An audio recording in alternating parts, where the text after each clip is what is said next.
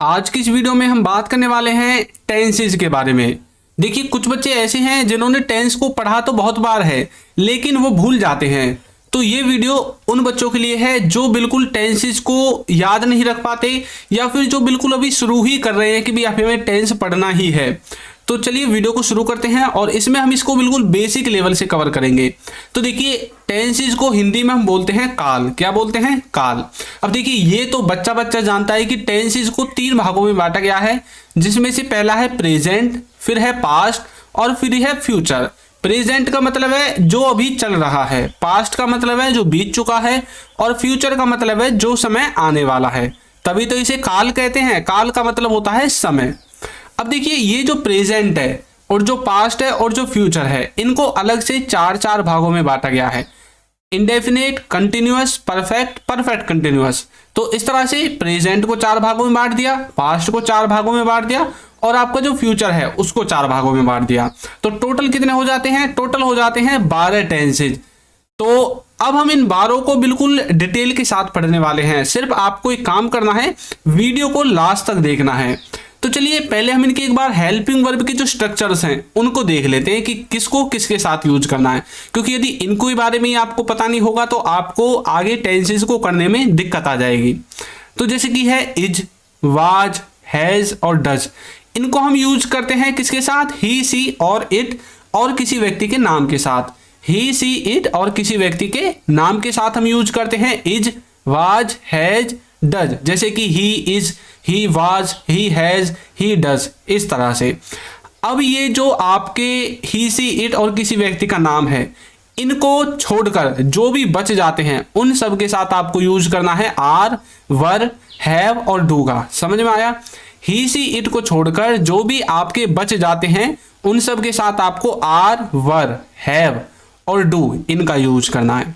अब आपका बच जाता है हैड, डिड और विल। ये क्या करते हैं? इनका यूज हम करेंगे सबके साथ, यानी कि इसमें कोई भी रुकावट नहीं है, कोई भी रेस्ट्रिक्शन नहीं है।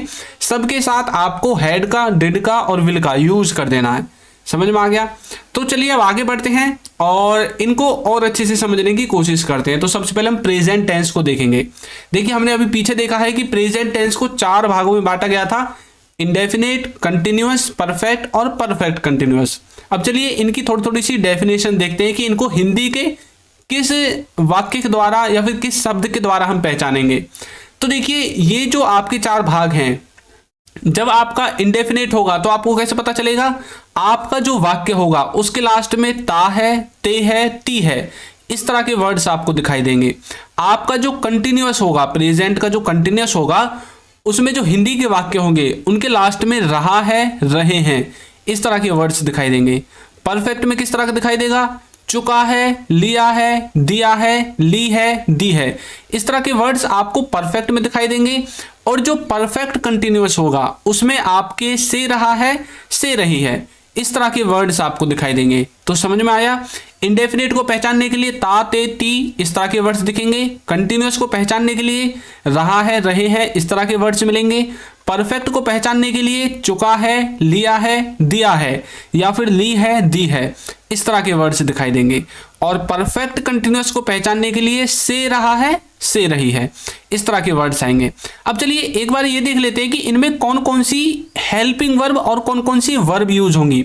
देखिए, ये बात तो आप जानते हैं कि जो आपका सब्जेक्ट और ऑब्जेक्ट होता है वो हमेशा सब्जेक्ट सबसे आगे आएगा, ऑब्जेक्ट सबसे पीछे आएगा। ये तो एक छोटे बच्चे को भी पता है, किसी दूध पीते बच्चे को भी पूछोगे वो भी बता देगा, सब्जेक्ट सबसे पहले आता है, फिर ऑब्जेक्ट सबसे लास्ट में आता है। अब जो बच्चों की कहानी बिगड़ती है वो बीच में बिगड़ती है। कहां पर? बीच में, जहां पर हेल्पिंग वर्ब और वर्ब का कॉम्बिनेशन हमें लगाना होता है। तो मैं आपको वर्ब और हेल्पिंग वर्ब इन दोनों के बारे में बता रहा हूं। सब्जेक्ट सबसे पहले आएगा, ऑब्जेक्ट सबसे पीछे आएगा, इनके बारे में मैं आपको नहीं बताऊंगा। तो सबसे पहले सब्जेक्ट लिखेंगे, उसके बाद हेल्पिंग वर्ब, फिर ऑब्जेक्ट। अब देखिए, जो आपका ये है इंडेफिनेट है, प्रेजेंट का इंडेफिनेट है, इसमें जो वर्ब आएगी वो वर्ब की फर्स्ट फॉर्म आएगी और इसके साथ एस या ईएस लगेगा। क्या लगेगा? एस या ईएस। जब भी थर्ड पर्सन सिंगुलर होगा, थर्ड पर्सन सिंगुलर का मतलब जानते हैं? ही, सी, इट। देखिए ये होता है आपका थर्ड पर्सन सिंगुलर, ये वाला ही सी इट और किसी व्यक्ति का नाम। जब भी आपका ही सी इट आएगा उसमें आपको क्या करना है, ये जो वर्ब की फर्स्ट फॉर्म है इसके साथ एस या ईएस लगा देना है। यदि ही सी इट नहीं आएगा तो आपको एस या ईएस नहीं लगाना है, खाली वर्ब की फर्स्ट फॉर्म लगानी है। और जो आपका कंटिन्यूअस टेंस होगा इसमें आपको क्या करना है, इसमें आपको हेल्पिंग वर्ब में इज़एमआर लगाना है, और जो वर्ब होगी ये वाली इसमें वर्ब की फर्स्ट फॉर्म के साथ आईएनजी लगानी है। कुछ बच्चे सोच रहे होंगे सर इसमें हेल्पिंग वर्ब कहाँ गई, तो देखिए जो आपका इंडेफिनिट होता है इसमें हेल्पिंग वर्ब नहीं होगी प्रेजेंट में, समझ में आ गया। तो कंटिन्यूअस में हेल्पिंग वर्ब इज़एमआर है और वर्ब की फर्स्ट फॉर्म के बाद आईएनजी आपको वर्ब में लगा देनी है। अब देखिए ये दोनों इस तरह से आपको कॉम्बिनेशन करके बैठाना है। जो परफेक्ट होगा उसमें आपको हैज और हैव इनके साथ वर्ब की थर्ड फॉर्म लगानी है, और जो परफेक्ट कंटिन्यूअस होगा इसमें आपको हैज हैव के बाद बीन दिखाई देगा, क्या दिखाई देगा, बीन, और उसके बाद वर्ब की फर्स्ट फॉर्म के साथ आईएनजी। अब देखिए कुछ बच्चे कंफ्यूज हो जाते हैं सर ये आखिर हम लगाएं क्यों, आता क्यों है ये परफेक्ट कंटिन्यूअस में ऐसा। तो देखिए ये दो टेंसेस के मेल से बना है, एक है परफेक्ट एक है कंटिन्यूअस। तो देखिए ये रहा परफेक्ट, तो परफेक्ट की जो हेल्पिंग वर्ब है वो ये आ गई हेल्पिंग वर्ब। कंटिन्यूअस की देखिए आईएनजी वर्ब की फर्स्ट फॉर्म के साथ आईएनजी आ गई, ये आ गई। तो हम ये बात तो आप जानते हैं कि एक स्ट्रक्चर में एक ही हेल्पिंग वर्ब और एक ही प्रकार की वर्ब होगी। तो हेल्पिंग वर्ब हमने ले ली परफेक्ट की और आईएनजी वाली चीज ले ली कंटिन्यूअस की। इस तरह से परफेक्ट कंटिन्यूअस बन जाता है, और उसके बाद सिंस फॉर आपके टाइम के अनुसार आ जाएगा। तो ये जो स्ट्रक्चर है नीचे ये मास्टर फॉर्मूला के नाम से जानते हैं, किसके नाम से, मास्टर फॉर्मूला के नाम से। तो आगे बढ़ने से पहले आपको सबसे पहले इस स्ट्रक्चर को रट लेना है। सबसे पहले सब्जेक्ट, फिर हेल्पिंग वर्ब, फिर वर्ब, फिर ऑब्जेक्ट, ठीक है। इसको मास्टर फॉर्मूला के नाम से जानते हैं। चलिए अब आगे बढ़ते हैं। अब देखिए एक छोटा सा काम आपको और करना है, जैसे कि आपको ये भी पता चल जाए कि सिंपल सेंटेंसेस कैसे बनेंगे, नेगेटिव कैसे बनेंगे, इंटरोगेटिव कैसे बनेंगे और नेगेटिव इंटरोगेटिव कैसे बनेंगे। तो देखिए जैसे सिंपल टेंस है, यानी कि सिंपल जो वाक्य होंगे उनमें आपको सबसे पहले सब्जेक्ट लगाना है, फिर हेल्पिंग वर्ब, फिर वर्ब, फिर ऑब्जेक्ट। इसी तरह से जब आप नेगेटिव सेंटेंसेस बनाओगे तो उसमें क्या करना है, आपको जो ये हेल्पिंग वर्ब है ना इसके बाद सिर्फ नॉट लगा देना है। बाकी देखिए पूरा स्ट्रक्चर ऊपर जैसा ही है, सब्जेक्ट, हेल्पिंग वर्ब, वर्ब और ऑब्जेक्ट। सिर्फ हेल्पिंग वर्ब के बाद नॉट लगा देना है, तो आपके नेगेटिव जो सेंटेंसेस हैं वो बनकर तैयार हो जाएंगे। अब जो इंटरोगेटिव सेंटेंसेस होंगे उनके लिए आपको क्या करना है, इंटरोगेटिव सेंटेंसेस के लिए आपको क्या करना है, ये जो आपकी हेल्पिंग वर्ब है ना इसको उठाकर सब्जेक्ट के आगे रख देना है, बस। इससे ज़्यादा आपको एक भी काम नहीं करना है। तो देखिए हमने हेल्पिंग वर्ब को सब्जेक्ट से आगे उठाकर रख दिया, और उसके बाद अब जो बच जाता है उसको सब कुछ लिख दो। अब क्या बच गया, सब्जेक्ट बच गया, वर्ब बच गया, ऑब्जेक्ट बच गया। इस तरह से इंटरोगेटिव सेंटेंसेस। अब इसमें आ गया नेगेटिव इंटरोगेटिव। तो इंटरोगेटिव तो मैंने बता दिया, हेल्पिंग वर्ब को सब्जेक्ट से आगे रखना है। नेगेटिव भी मैंने आपको बता दिया। अब यहाँ पर जो ये सब्जेक्ट बचेगा इसके बाद नॉट लग जाएगा। अब देखिए यहाँ हेल्पिंग वर्ब तो है नहीं जो हम हेल्पिंग वर्ब के बाद नॉट लगाते, हेल्पिंग वर्ब तो हमने आगे रख दिया उठाकर, तो अब सब्जेक्ट बचा है तो इसके बाद हमें नॉट लगा देना है। या फिर आप ऐसे समझ सकते हैं कि अभी इस हेल्पिंग वर्ब को सब्जेक्ट के आगे रहने दीजिए और हेल्पिंग वर्ब के बाद नॉट लगा दीजिए, उसके बाद हेल्पिंग वर्ब को उठाकर सब्जेक्ट से आगे रख देना। इस तरह से आपके सिंपल नेगेटिव इंटरोगेटिव और नेगेटिव इंटरोगेटिव का सेंटेंसेस का कॉम्बिनेशन बन जाएगा स्ट्रक्चर का। अब चलिए एक बार इनके संग कौन कौन सी वर्ब यूज होंगी, कौन कौन सी हेल्पिंग वर्ब यूज होंगी उनको देख लेते हैं। तो देखिए प्रेजेंट में आपको कैसे पहचानना है कि जो सेंटेंस है वो कौन से टेंस का है। प्रेजेंट में जो इंडेफिनिट होगा उसमें आपको डू डज मिलेगा, पास्ट में जो इंडेफिनिट होगा उसमें डिड मिलेगा, फ्यूचर में जो इंडेफिनिट होगा उसमें आपको विल मिलेगा हेल्पिंग वर्ब के रूप में। तो ये जो हेल्पिंग वर्ब है ना यहाँ पर आपको इनको रखना है, समझ में आया। अब जो कंटिन्यूअस होगा प्रेजेंट में इज़एमआर, पास्ट में वाज वर, फ्यूचर में विल बी, और जो परफेक्ट होगा उसमें प्रेजेंट में हैज है, पास्ट में हैड और फ्यूचर में विल हैव। इस तरह से आपको इन हेल्पिंग वर्ब का यूज करना है। अब एक कंफ्यूजन आपकी दूर कर दूं, आप बोलो तो ये जो डू डज है और डिड है ये सिर्फ आपके तभी यूज होंगे जब आप सेंटेंस को नेगेटिव इंटरोगेटिव या फिर नेगेटिव इंटरोगेटिव में यूज करोगे। सिंपल सेंटेंसेज में ये आपके यूज नहीं होंगे। क्यों? क्योंकि हमने अभी पीछे पढ़ा है कि जो हेल्पिंग वर्ब है वो होती नहीं है प्रेजेंट इंडेफिनिट के सिंपल सेंटेंसेज में, उसमें वर्ब की फर्स्ट फॉर्म के बाद एस हमें लगाना पड़ता है। चलिए अब एक एक करके इनको देखते हैं। सबसे पहले हम देखेंगे प्रेजेंट इंडेफिनिट को। प्रेजेंट इंडेफिनिट क्या होता है? तो देखिए अभी हमने पीछे पढ़ा था कि प्रेजेंट इंडेफिनिट को हम कैसे पहचानेंगे, जब किसी वाक्य के अंत में ता है, ते है, ती है, इस तरह के वर्ड्स आते हैं तो वो प्रेजेंट इंडेफिनिट में होगा। उसका स्ट्रक्चर क्या बोला था हमने? सबसे पहले सब्जेक्ट, वर्ब की फर्स्ट फॉर्म के बाद SEIS और फिर ऑब्जेक्ट आता है। तो ये था उसका स्ट्रक्चर। चलिए सेंटेंसेस देखते हैं। जैसे कि वह जाता है, तो देखिए लास्ट में आ रहा है ता है, तो ये कैसे बनेगा? He goes. अब देखिए मैंने आपको बताया था जब भी ही, सी, इट और किसी व्यक्ति का नाम आएगा तो उसके बाद जो वर्ब आएगी उसमें SEIS लगाना पड़ेगा। तो देखिए ही के बाद वर्ब थी गो, अब ये ही आ गया क्योंकि थर्ड पर्सन सिंगुलर के अंदर है तो हमें इसके साथ SEIS लगाना पड़ गया, ही गोज। मैं खेलता हूं, तो बोलेंगे आई प्ले, मैं खेलता हूं। अब देखिए यहां पर SEIS क्यों नहीं आया? क्योंकि ये जो आई है ये ही, सी, इट और किसी व्यक्ति के नाम के अंदर वाले कॉन्सेप्ट में नहीं आता है, इसलिए हमने फ्री छोड़ दिया। आप देखते हैं, तो बोलेंगे यू वॉच, आप देखते हैं, यू वॉच। तो इस तरह से आप इनको बना सकते हैं। तो देखिए यहां पर ही, आई और यू ये आपके सब्जेक्ट हैं। वर्ब की फर्स्ट फॉर्म क्या थी? गो, प्ले, वॉच, ये आपकी वर्ब की फर्स्ट फॉर्म है। और SEIS हमने देखिए गो के साथ ही लगाना पड़ा क्योंकि यहां पर सिर्फ ये ही है थर्ड पर्सन सिंगुलर के अंदर। उसके बाद ऑब्जेक्ट, इसमें कुछ है नहीं, तो जब कुछ है ही नहीं तो हम लगाएं क्यों भाई? हम बिना बात ही क्यों चेपे, क्यों सिरदर्दी बढ़ाएं? तो इसमें है ही नहीं तो हमने लगाया ही नहीं। तो इस तरह से प्रेजेंट का इंडेफिनिट टेंस आप बनाओगे। अब देखते हैं हम प्रेजेंट के कंटिन्यूअस को। कंटिन्यूअस को किस तरह से बनाते हैं? तो देखिए हमने पीछे पढ़ा था कि इसका जो स्ट्रक्चर होगा उसके जो वाक्य होंगे उसके लास्ट में आपको रहा है, रहे हैं, रही है ये वाले वर्ड्स मिलेंगे। और जो इसका सेंटेंस बनाने का फॉर्मूला है उसमें सबसे पहले सब्जेक्ट, फिर आपको इजएमआर लगाना है। इजएमआर आपकी यहाँ पर हेल्पिंग वर्ब है, फिर वर्ब की फर्स्ट फॉर्म लगानी है और फिर ING लगानी है। अब मैंने आपको एक चीज बताई थी कि कहां पर इज यूज होगा, कहां पर एम, कहां पर आर। अब बोलोगे कहां पर बताई थी? तो देखिए ये वाली जो मैंने स्लाइड आपको दिखाई थी यहां पर मैंने बताया था। देखिए लिख रहा इज, ये लिख रहा आर, तो इज किसके साथ यूज हुआ था? ही, सी, इट के साथ। आर किसके साथ यूज हुआ था? ही, सी, इट को छोड़कर जो भी बच जाता है सबके साथ आर। और आई के बारे में तो आप जानते हैं आई सबके साथ यूज हो, मतलब आई किसके साथ यूज होता है? सिर्फ एक वर्ड के साथ, वो है आपका एम, IM। तो समझ में आ गया? इज यूज होगा ही, सी, इट के साथ, एम यूज होगा आई के साथ, और किसी के साथ एम का यूज नहीं करना है।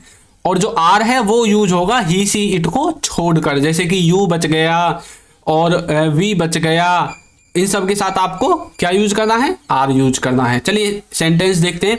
वह जा रहा है, वह जा रहा है, तो बोलेंगे ही इज गोइंग। अब देखिए यहां पर जो वह जा रहा है इसमें देखिए क्या चीज मैच हो रही है? रहा है, रहा है।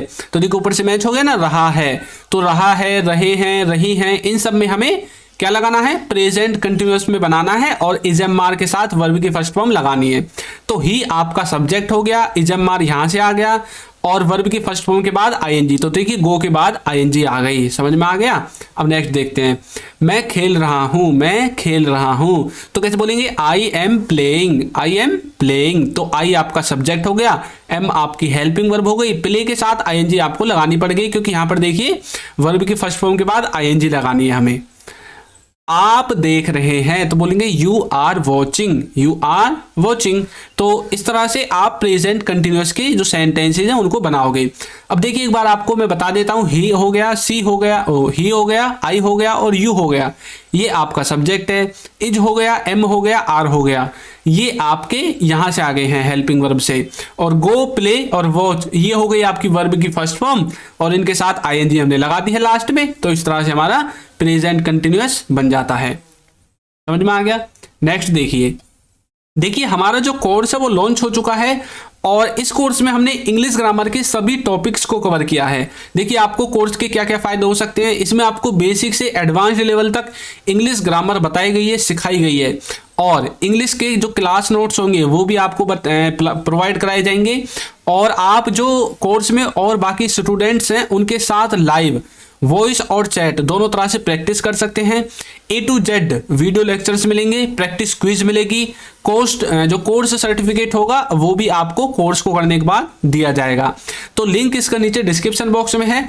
तो चलिए नेक्स्ट देखते हैं। और देखिए, यदि आप कोर्स को ज्वाइन नहीं करना चाहते, आप हमारी बुक खरीदना चाहते हैं, ई बुक खरीदना चाहते हैं, तो इसका लिंक भी आपको नीचे डिस्क्रिप्शन बॉक्स में मिल जाएगा, वहां से जाकर आप इसको खरीद सकते हैं। तो देखिए, अब हम देखेंगे प्रेजेंट के परफेक्ट टेंस को। इसमें हमने क्या देखा था? इसमें हमने देखा था चुका है, ली है, लिया है।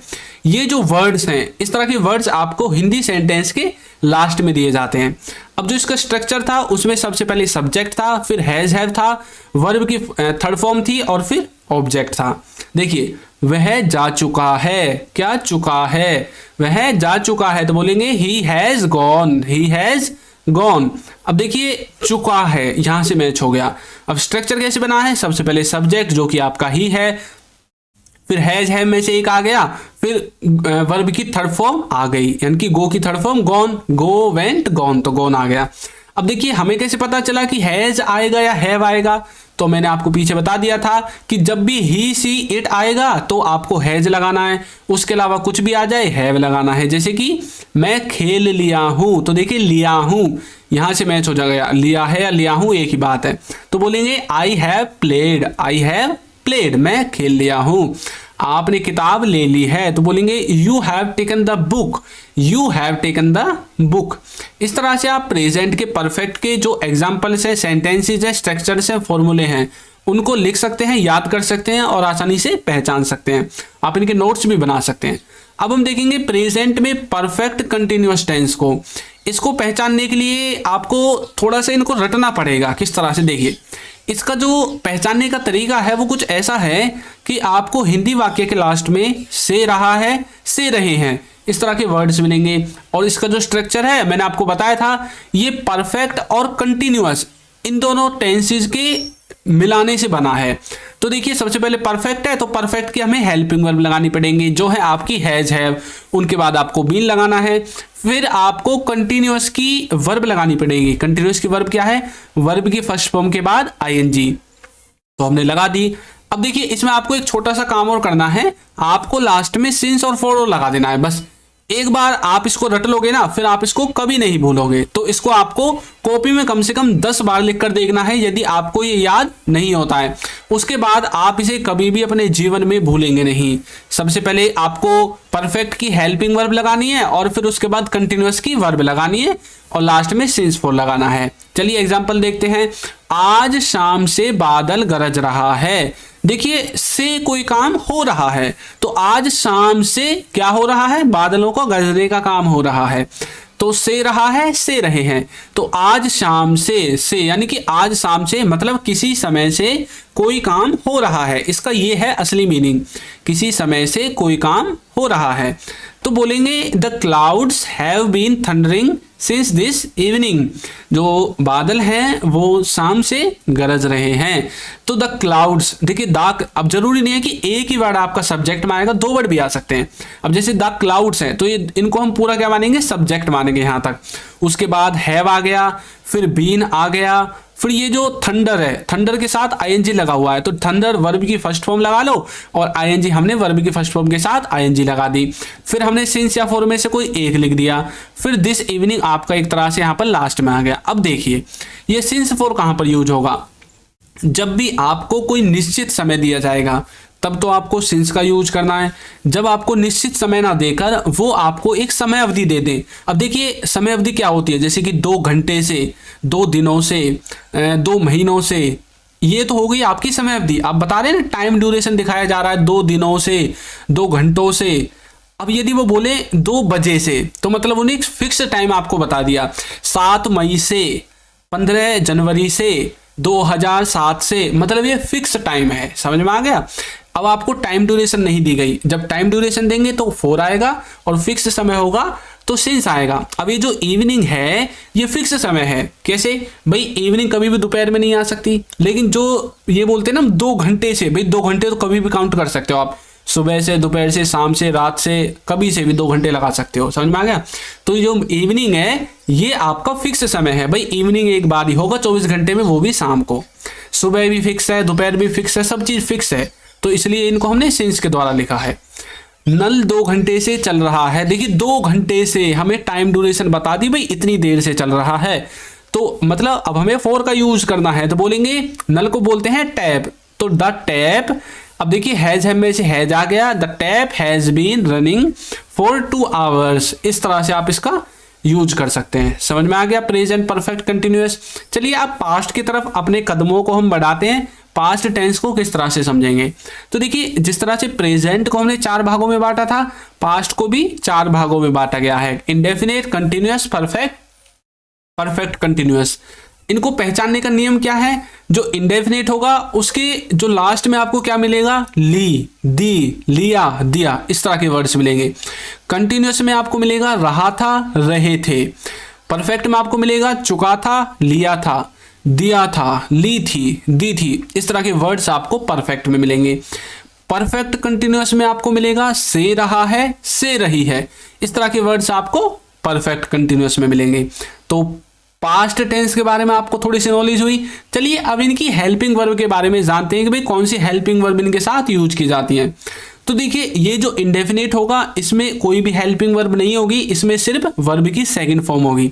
आपको एक बात बता दूं, अपनी कॉपी में लिख लीजिए कि पूरी टेंसेज में सिर्फ पास्ट का इंडेफिनिट टेंस ऐसा है जिसमें वर्ब की सेकंड फॉर्म यूज होगी। अब तो आप खुश हो गए सर, फिर तो हमें मतलब सेकंड फॉर्म को याद करने की जरूरत नहीं है। तो आपको एक चीज और बता दूं मैं, एक दुख खबरी, कि सबसे ज्यादा ये जो प्रेज है पास्ट का इंडेफिनिट है ना, इसका यूज ही किया जाता है। ये बात भी आप अपने दिमाग में रख लो। तो अब आपको सेकंड फॉर्म भी याद करने की जरूरत है। तो अब देखिए जो कंटिन्यूअस होगा इसमें जो हेल्पिंग वर्ब है वो तो होगी आपकी वाज वर्ब, उसके बाद वर्ब की फर्स्ट फॉर्म के बाद आईएनजी जो ये है ये आपकी वर्ब हो जाएगी। फिर आपको परफेक्ट में हेड लगाना है, हेल्पिंग वर्ब, और वर्ब की थर्ड फॉर्म लगानी है। फिर आपको हेड बीन लगाना है, देखिए परफेक्ट कंटिन्यूअस, फिर वही आ गया। तो परफेक्ट में परफेक्ट की हेल्पिंग वर्ब हेड, और कंटिन्यूअस में कंटिन्यूअस की वर्ब, तो वर्ब आ गई। इस तरह से आप अपने सेंटेंस के स्ट्रक्चर को बनाएंगे। समझ में आया। अब जो ये स्ट्रक्चर है, जो हेल्पिंग वर्ब है, इनको लगाना है यहाँ पे जो नीचे लिखा हुआ है ना स्ट्रक्चर। सबसे पहले subject, helping verb, verb, object, इस तरह से। तो चलिए अब इनको एक एक करके देखते हैं और अच्छे से इनके बारे में जानकारी लेते हैं। तो सबसे पहले हम देखने वाले हैं पास्ट के इंडेफिनिट को। तो चलिए इसकी पहचान देखते हैं और इसका स्ट्रक्चर देखते हैं। तो इसकी जो पहचान है उसमें आपको ता था ये वर्ड भी मिल सकता है, लिया, ली, दी, गया, पिया, किया, यानी कि ज्यादातर ये जो या वाला साउंड है ना ये वाला मिलेगा आपको। और इसके बाद कोई भी है, था, थे, थी, इस तरह के वर्ड्स भी नहीं मिलेंगे, ये बात भी आपको याद रखनी है। स्ट्रक्चर में सबसे पहले सब्जेक्ट, फिर वर्ब की सेकंड फॉर्म और फिर ऑब्जेक्ट। अभी देखिए हमने पीछे पढ़ा था, क्या पढ़ा था कि जो इसका स्ट्रक्चर है उसमें वर्ब की सेकंड फॉर्म आती है। तो ये इसकी देखिए सेकंड फॉर्म आ गई पास्ट के इंडेफिनिट में। तो चलिए पढ़ते हैं। वह जाता था, तो बोलेंगे ही वेंट, वह जाता था। तो गो वेंट, तो वेंट आपकी सेकंड फॉर्म हो गई। आप खेले, तो बोलेंगे यू प्लेड। जैसे हम किसी से पूछते हैं ना आप खेले, अब जो मैच खेलने गए थे उनसे पूछते हैं भी कई बार आप खेले, तो बोलेंगे यू प्लेड, आप भी खेले। आपने देखा, तो बोलेंगे यू वॉच्ड। तो देखिए प्ले की सेकंड फॉर्म प्लेड और इसकी थर्ड फॉर्म भी प्लेड ही होती है। वॉच की सेकंड फॉर्म वॉच्ड और इसकी थर्ड फॉर्म भी सेम ही होती है, वॉच्ड। तो इस तरह से पास्ट इंडेफिनिट को आप कर सकते हैं। बिल्कुल छोटा सा तो है, सिर्फ आपको वर्ब की सेकंड फॉर्म याद रखनी है। सब्जेक्ट ऑब्जेक्ट तो सब में लगते हैं। नेक्स्ट देखिए पास्ट का कंटिन्यूअस, इसका मतलब होता है जब वाक्य के लास्ट में रहा था, रहे थे, रही थी, इस तरह के वर्ड्स दिखाई देते हैं। और जो इसका स्ट्रक्चर होगा उसमें सबसे पहले सब्जेक्ट, फिर वाज वर्ब, फिर वर्ब की फर्स्ट फॉर्म के बाद आईएनजी आएगा। चलिए देखते हैं। वह जा रहा था, तो बोलेंगे ही वाज गोइंग। मैं खेल रहा था, तो बोलेंगे आई वाज प्लेइंग। आप देख रहे थे, तो बोलेंगे यू वर वॉचिंग। तो यहाँ पर ही, आई और यू ये आपका सब्जेक्ट हो गया। उसके बाद देखिए वाज वर, ये वाज वर यहाँ से आ गया। गो, प्ले और वॉच ये आपकी वर्ब की फर्स्ट फॉर्म है और इसके साथ हमने आईएनजी लास्ट में जोड़ दिया है। इस तरह से आप पास्ट के कंटिन्यूअस टेंस की जो एग्जाम्पल्स हैं, जो स्ट्रक्चर्स हैं, फॉर्मूले हैं, उनको बना सकते हैं, देख सकते हैं। अब है पास्ट का परफेक्ट। ये बिल्कुल छोटा सा है, हल्का सा है, दम में कर देते हैं बच्चे इसको। इसमें जो पहचान है वो ये है कि इसमें आपको चुका था, ली थी, लिया था, या फिर आपको दिया था, किया था, इस तरह के वर्ड्स मिलते हैं। यानी कि ज्यादातर या था आपके लास्ट में आता है। इसका जो स्ट्रक्चर है उसमें सबसे पहले सब्जेक्ट, फिर हेड के साथ वर्ब की थर्ड फॉर्म और एक ऑब्जेक्ट। आपको अभी अभी एक बढ़िया बात बताता हूं, आप अपनी कॉपी में लिख लीजिए, जितने भी परफेक्ट टेंस होते हैं, कौन से परफेक्ट टेंस, चाहे वो प्रेजेंट हो, पास्ट का परफेक्ट हो, फ्यूचर का परफेक्ट हो, सब में वर्ब की कौन सी थर्ड फॉर्म यूज होती है, लिख लीजिए आप अपनी कॉपी में, ठीक है। और जो कंटिन्यूअस टेंस होते हैं, चाहे वो प्रेजेंट का हो, पास्ट का हो, फ्यूचर का हो, उसमें वर्ब की फर्स्ट फॉर्म के बाद आईएनजी आती है। क्या आती है? वर्ब की फर्स्ट फॉर्म के बाद आईएनजी। ये बात आपको याद रखनी है। और जितने भी इंडेफिनेट होते हैं उनमें से पास्ट को छोड़कर, यानी कि प्रेजेंट और फ्यूचर में वर्ब की फर्स्ट फॉर्म आती है। तो चलिए देखते हैं। तो देखिए, वह जा चुका था, तो बोलेंगे ही हैड गॉन। वह जा चुका था, ही हैड गॉन। मैं खेल लिया था, तो बोलेंगे I had played. I had played. आपने किताब ले ली थी, तो बोलेंगे you had taken the book. You had taken the book. अब देखिए, ही और आई और यू ये आपके सब्जेक्ट हो गए, हैड आपका आ ही गया है। हैड के साथ कोई भी रिस्ट्रिक्शन नहीं है, इसको सबके साथ यूज कर सकते हैं। अब देखिए, यदि हेड को हम किसी के साथ यूज नहीं करेंगे तो भैया हेड के स्थान पर लिखेंगे क्या, इसलिए इसको सब के स्थान पर यूज कर लेते हैं। फिर वर्ब की थर्ड फॉर्म आ जाती है, जैसे गॉन, प्लेड और टेकन, और ऑब्जेक्ट आ जाएगा। ऑब्जेक्ट देखिए पहले दो सेंटेंसेज में नहीं है, लेकिन लास्ट में है द बुक, तो ये आपका ऑब्जेक्ट हो गया। पास्ट परफेक्ट समझ में आया। अब पास्ट परफेक्ट कंटिन्यूअस को देखते हैं, जिसकी पहचान है से रहा था, से रहे थे। इसमें सबसे पहले सब्जेक्ट, फिर हैड बीन, वर्ब की फर्स्ट फॉर्म के बाद आईएनजी सिंस फोर आएगा। जिस तरह से और स्ट्रक्चर्स थे उसी तरह से ये भी परफेक्ट का है। इसमें सिर्फ आपका हैज हैव की तरह वहां के स्थान पर हैड आ जाएगा। आज शाम से बादल गरज रहे थे। देखिए, इसी सेंटेंस को हमने किसमें बताया था? इस सेंटेंस को हमने बताया था प्रेजेंट के परफेक्ट में और परफेक्ट कंटिन्यूअस में। तो अब इसको पास्ट में बनाकर देख लेते हैं। तो बोलेंगे the clouds had been thundering since this evening. 2 घंटे से नल चल रहा था, तो बोलेंगे the tap had been running for 2 hours. इस तरह से आप पास्ट परफेक्ट कंटिन्यूअस टेंस को बना सकते हैं। अब भैया आपका रह गया लास्ट का, जो है फ्यूचर टेंस। चलिए इसको और देख लेते हैं जल्दी जल्दी से। तो फ्यूचर टेंस को भी 4 भागों में बांटा गया है, indefinite, continuous, perfect, perfect continuous. अब इनके देखिए, इनको किस तरह से पहचानेंगे। जो आपका इंडेफिनिट होगा उसके लास्ट में आपको गागेगी, कंटिन्यूअस होगा उसमें रहा होगा, रहे होंगे, परफेक्ट होगा उसमें चुका होगा, लिया होगा, परफेक्ट कंटिन्यूअस होगा उसमें से रहा होगा, से रही होंगी। इस तरह के वर्ड्स दिखाई देंगे। अब देख लेते हैं इनकी हेल्पिंग वर्ब और वर्ब को। तो इसमें आपकी वर्ब जो है विल है और वर्ब की फर्स्ट फॉर्म लगेगी। कंटिन्यूअस में आपको विल बी के साथ वर्ब की फर्स्ट फॉर्म के साथ आईएनजी लगानी है। जो परफेक्ट है उसमें विल हैव के बाद वर्ब की थर्ड फॉर्म आएगी, और इसमें आपको विल हैव बीन जो है आपकी वर्ब और वर्ब की फर्स्ट फॉर्म के बाद आईएनजी। इस तरह से आपको अपने सेंटेंस को बना देना है। बाकी स्ट्रक्चर सबका सेम ही रहेगा। तो फ्यूचर के इंडेफिनिट को देख लेते हैं। इसकी पहचान है कि वाक्य के लास्ट में गागेगी, इस तरह के वर्ड्स आएंगे। इसमें सबसे पहले सब्जेक्ट, फिर विल, फिर वर्ब की फर्स्ट फॉर्म के बाद ऑब्जेक्ट आता है। वह जाएगा, तो बोलेंगे ही विल गो। वह जाएगा, ही विल गो। मैं खेलूंगा, तो बोलेंगे I will play. I will play. आप देखेंगे, तो बोलेंगे यू विल वॉच। अब आपको देखिए एक खुशखबरी दे देता हूं कि ये जो विल है ना, विल, ये आपका सबके साथ यूज होगा। और इससे भी बड़ी खुशखबरी ये है कि फ्यूचर के जितने भी पार्ट्स हैं, चाहे वो कंटिन्यूअस हो, परफेक्ट हो, इंडेफिनिट हो या कोई और हो, सब में विल तो आएगा ही आएगा। समझ में आ गया? तो विल से आप पहचान सकते हैं कि भैया ये जो सेंटेंस है ये फ्यूचर का है, भविष्य काल का है। कंटिन्यूअस को देखिए, इसकी पहचान है रहा होगा, रहे होंगे। स्ट्रक्चर में सबसे पहले सब्जेक्ट, फिर विल बी, फिर वर्ब की फर्स्ट फॉर्म के बाद आईएनजी आएगा। जैसे कि वह जा रहा होगा, तो बोलेंगे he will be going. He will be going. मैं खेल रहा होगा या फिर मैं खेल रहा होऊंगा, तो बोलेंगे I will be playing. I will be playing. आप देख रहे होंगे, तो बोलेंगे you will be watching. You will be watching. इस तरह से आप फ्यूचर के कंटिन्यूअस टेंस को बना सकते हैं। चलिए परफेक्ट को देखते हैं। परफेक्ट का तो और भी आसान है, इसमें चुका होगा और लिया होगा, इस तरह के वर्ड्स आपको सेंटेंस के लास्ट में मिलेंगे। सबसे पहले सब्जेक्ट, विल हैव, वर्ब की थर्ड फॉर्म के बाद ऑब्जेक्ट। ये आपका फॉर्मूला है। तो देखिए, वह जा चुका होगा, तो बोलेंगे he will have gone. He will have gone. मैं खेल लिया होऊंगा, तो बोलेंगे आई विल हैव प्लेड। एक और देखते हैं, आपने किताब ले ली होगी, तो बोलेंगे you will have taken the book. अब देखिए, आपने एक चीज गौर की कि हमने सब में एक जैसे सेंटेंसेस को बनाया है अलग अलग टेंस का यूज करके, एक ही वाक्य को अलग अलग टेंस में। तो मैंने इसलिए किया है ताकि आपको याद करने में, समझने में आसानी हो जाए। चलिए जल्दी से लास्ट वाले को देख लेते हैं, फ्यूचर परफेक्ट कंटिन्यूअस को। स्ट्रक्चर में होगा से रहा होगा, से रहे होंगे। इसमें सबसे पहले सब्जेक्ट, फिर विल हैव के बाद बीन, वर्ब की फर्स्ट फॉर्म के बाद आईएनजी और फिर सिंस फॉर आएगा। जैसे शाम से बादल गरज रहे होंगे तो बोलेंगे the clouds will have been thundering since evening. नल 2 घंटे से चल रहा होगा तो बोलेंगे the tap will have been running for 2 hours. इस तरह से फ्यूचर परफेक्ट कंटिन्यूअस टेंस को आप बना सकते हैं।